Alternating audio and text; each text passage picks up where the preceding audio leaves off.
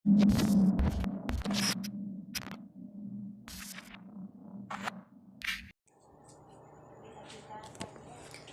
morning everyone, this is our topic all about Carl Rogers. What is Carl Rogers best known for?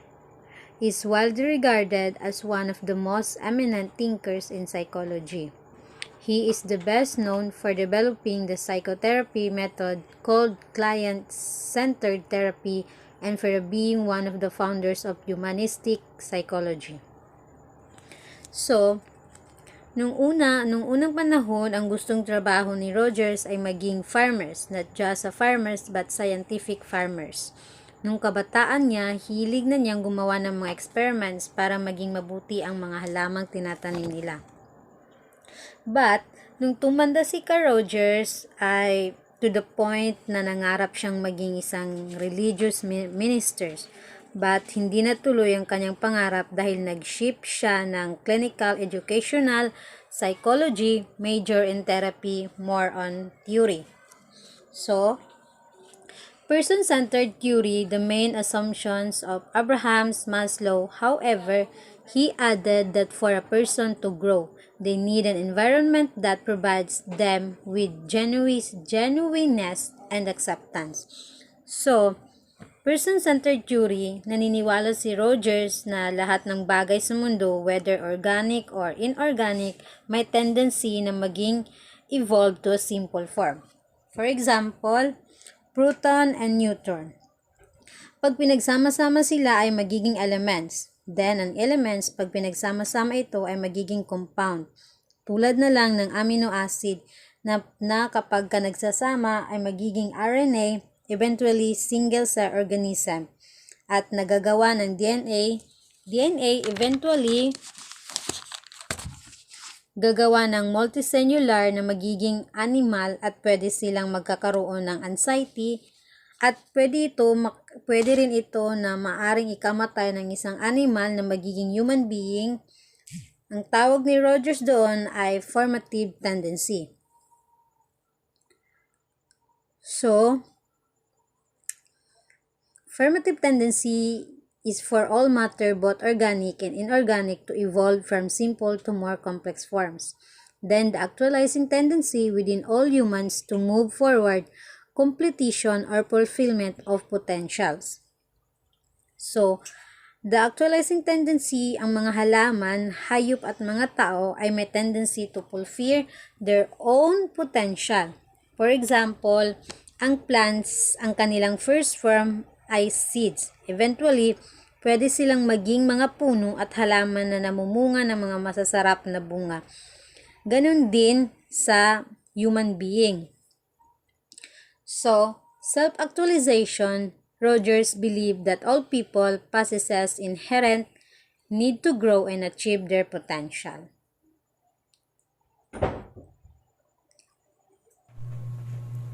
Self-concept.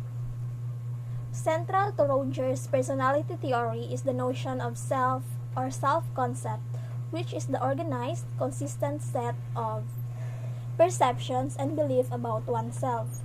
So dito, ang sentro ng theory ng personality ni Rogers ay ang paniniwala sa sarili or self-concept na kung saan ay organisado.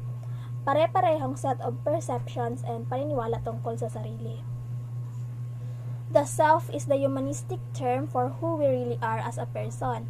The self is our inner personality and can be likened to the soul or Freud's psyche. So, the self ay isang humanistic term para sa kung sino talaga tayo bilang isang tao. Ang self ay ang ating panloob na pagkatao at maaaring ihalin tulad sa kaluluwa or soul o kay Freud's psyche.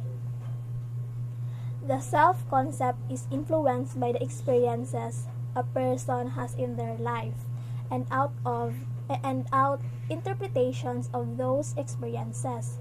Two primary sources that influence our self-concept are childhood experiences and evaluation by others. So, the self ay naiimpluwensyahan ng karanasan ng isang tao sa kanilang buhay at ang mga interpretasyon ng mga karanasang iyon.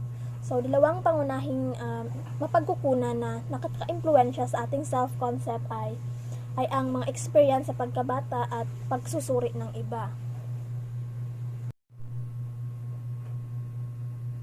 Self-concept includes three components, which are the self-worth, self-image, and ideal self. So, self-worth comprises what we think about ourselves.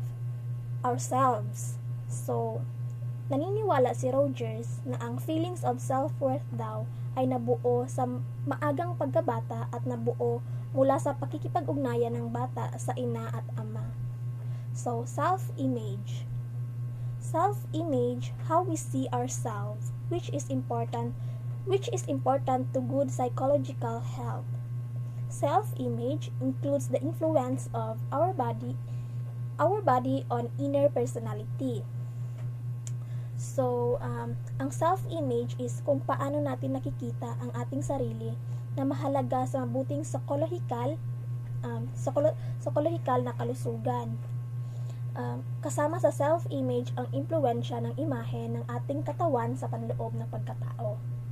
So, ang ideal self, this is the person who we would like to be. Ang ideal self, ito ang taong gusto natin maging. It consists of our goals and ambition in life, and is dynamic, that is forever changing. Positive regards and self-worth. Carl Rogers, 1951, viewed the child as having two basic needs, positive regards from other people and self-worth. Rogers believed feelings of self-worth development in early childhood and were formed from the interaction of the child with the mother and father. As a child grows older, interaction with significant others will affect feelings of self-worth. Rogers believed that we need to regarded positively by others. We need to feel valued, respected, treated with affection and love. Positive regards, unconditional positive regards, and conditional positive regards. So, habang gadako ta kanang murag ginapangita nato ang aruga and support sa ato ang mga caregivers ug katong mga taong nakapalibot sa ato or nakapaligid sa ato. So, ang tawag dito is yung positive regard. Kana bitang murag positibo ang pagtan-aw nila sa ato. Kaya naman ginahimo nato ato ang tanan, ginahimo nato ato ang best para ma-receive ang positive regards na yon from our parents, friends, and even from the society as a whole. Kasi kapag nararamdaman natin yung positive regards na yon, tumataas yung worth natin. Tumataas yung self-worth natin. Kumbaga, na-feel nato na naatay value as a person para sa isang tao na yon or para sa ubang tao.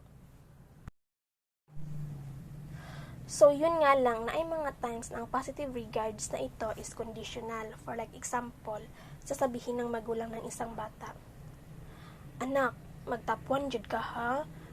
Kailangan jud nimo magtapuan nak. Kay kung magkatapuan ka na kanang ihatag na mo tanan regalo na gusto nimo. O kaya naman, anak, mag-social work ka ha kapag maging RSW ka na, magiging proud yung family mo sa'yo," or something like that. So, kumbaga, parang, if you do this, then I will give you positive regard. But of course, even the good intention kato nga parent has sa pagsulti niya sa mga ing-ato, merong certain effect ito sa bata. Kasi, ang mahitabo, magkakaroon ng condition ng isang bata bago niya ma-recognize yung kanyang worth as a person. And, kapag dili gud niya ma-meet tong condition, eventually magkakaroon jud siya ng self-doubt, magkakaroon siya ng pagdududa gud sa iyahang value as a person. So kapag nagkakaroon siya ng pagdududa, so syempre magbaba ang kanyang self-worth, di ba? So syempre magiging source ito ng mga iba't ibang psychopathology. Ang tawag ni Rogers dire is conditions of worth. So kapag ang bata good is gipadako nga na ay malaking conditions of worth, maglisod siya pangita or tanggapin yung kanyang organismic self. So when we say organismic self, sometimes also referred to as the real self, kasi laging may pressure from the outside world na ay external evaluation. Pirmi na kailangan gud niya i-meet para magkaroon siya ng worth as a person. Unconditional positive regard. So, unconditional positive regards is where parents, significant others, and the humanist therapist accept and love the person for what he or she is. Positive regards is not withdrawn if the person does something wrong or makes a mistakes. The consequences of unconditional positive regards are that the person feels free to try things out and make mistakes, even though this may lead to getting it worse at times. People who are able to self-actualize are more likely to have received unconditional positive regard from others, especially their parents in childhood. So, ang unconditional positive regard ay kung saan tinatanggap at minamahal ng mga magulang, significant others, and the humanist therapist ang tao kung ano siya. Positive regards ay wala ginabawi or withdrawn kung ang isang tao ay gumawa ng mali o nagkamali. So, the consequences of unconditional positive regard is ay ang pakiramdam ng tao na subukan ang mga bagay-bagay at magkamali, even though this may lead to getting it worse at times. So, ang mga taong may kakayahang mag-self-actualize ay mas malamang na nakatanggap ng unconditional positive regard from others, lalo na ang kanilang mga magulang sa pagkabata. Congruence. A person's ideal self may not be consistent with what actually happens in life and experience of the person. So as you can see, there's a Venn diagram here, which are the incongruent and congruent. So, congruent and incongruent, sinabi ni Rogers na ang mga konsepto sa sarili ng mga tao ay madalas daw hindi exact or tugon sa realidad o katotohanan. Halimbawa na lang is, may isang tao na maaaring ituring ang kanyang sarili na siya ay napakahanas, ngunit kadalasan siya ay nagsisinungaling sa kanyang amo or boss kung bakit siya na late sa trabaho. Tulad ng nabanggit ko kanina, ang iyong konsepto sa sarili ay hindi palaging perpektong nakahanay sa katotohanan. So kapag ito ay nakahanay, ang iyong self-concept ay sinasabing congruent. Ngunit kapag may mismatch sa pagitan ng kung paano mo nakikita ang iyong sarili o iyong self-image at kung sino ang gusto mo o ideal self, ang iyong self-concept ay incongruent. So, this incongruence can negatively impact your self-esteem. So, an example of incongruence is if someone who is so angry that he or she is red in the face. Answer the question. Ana ang lalaki nga. How are you? Tapos ana po ang babae nga. Fine. Ingon siya fine pero nasuko na ito marag pinabundak ang pagkaingon nga fine. Something like ana good. So sa incongruent, napapaloob dito yung self-image and ideal self. So the self-image is different to the ideal self. There is only a little overlap. Here self-actualization will be difficult. So, sa congruent, napapaloob din yung self-image and ideal self. The self-image is similar to the ideal self. There is a more overlap. This person can self-actualize. Fully functioning person, according to Rogers, that people who continually strive to fulfill their actualizing tendency could become what referred to a fully functioning. A fully functioning person is one who is completely congruent and living in the moment. So, sabi ni Rogers that yung mga taong na nagsastrive na i-fulfill yung actualizing tendency nila is sila yung mga taong fully functioning. And yung mga taong fully functioning is completely congruent. So, sila ay namumuhay ng mapayapa o walang iniindang problema. Rogers identified 5 characteristics of the fully functioning persons. So first is open to experience. Both positive and negative emotion is accepted. Negative feelings are not denied but worked through. So dito is even na positive and negative yung emotions niya is ina-accept niya kahit na negative pa yon. So kahit negative feelings hindi na dinideny but he worked through these feelings. So kahit na ma-encounter niya itong ganitong feelings is di na siya manibago sa ganitong feelings. So second is experiences, living in touch with different experiences they occur in life, avoiding prejudging and preconception, being able to live fully, appreciate the present, not always look back to the past and forward to the future. Dito is mas ina-appreciate ng isang tao ang kanyang present.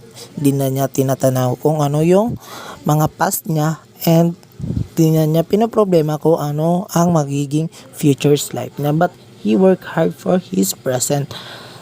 Third is trust feelings. So trust feelings is feeling instinct and gut reaction are paid to attention to be entrusted. People's own decisions are right ones and we should trust ourselves to make right choices. So here is kahit na ano yung decision nyo mo is dapat magtiwala ka kung tama ba talaga yung choice na pinili mo.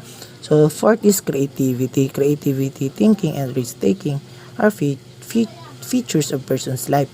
So here dapat is maging creative ka and risk-taking ka sa lahat ng mga pagkakataon. Even na ito'y makapagbago sa iyong sarili. So dito is dapat may ability ka na maka-adjust sa pagbabago na yun and seek a new challenges or experience. So fifth is fulfilled life. A person is happy and satisfied with life and always looking for new challenges and experience. So, dito is satisfied ka na kung anong meron ka and you are eager to find a new experiences and challenges sa iyong buhay. So how it relates to our profession. So person-centered theory or client-centered theory, it helps us to guide how we handle or treat our client in despite of their problem. For example of this, when we do counseling. So when we do counseling is dapat yung eager na maghahanap ng kanyang solution sa kanyang problema is yung client natin. If ever na matapos yung counseling session natin is ma-handle na niya ng kanyang sarili yung problema niya. So we are there to guide them and support them and give what they need. So we are there to compassionate and facilitate and listening without judgment and i-acknowledge natin yung experience ng client natin without moving the conversation in another direction. So we are there to encourage and support our client to guide through the counseling session without interrupting or interfering with client's process of self-discovery.